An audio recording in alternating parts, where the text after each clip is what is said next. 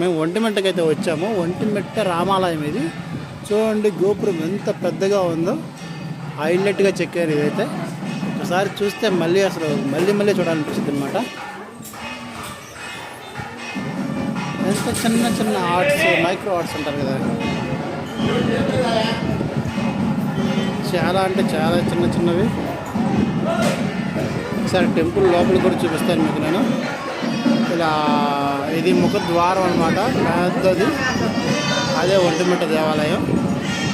ఇప్పుడైతే హారతి జరుగుతుంది.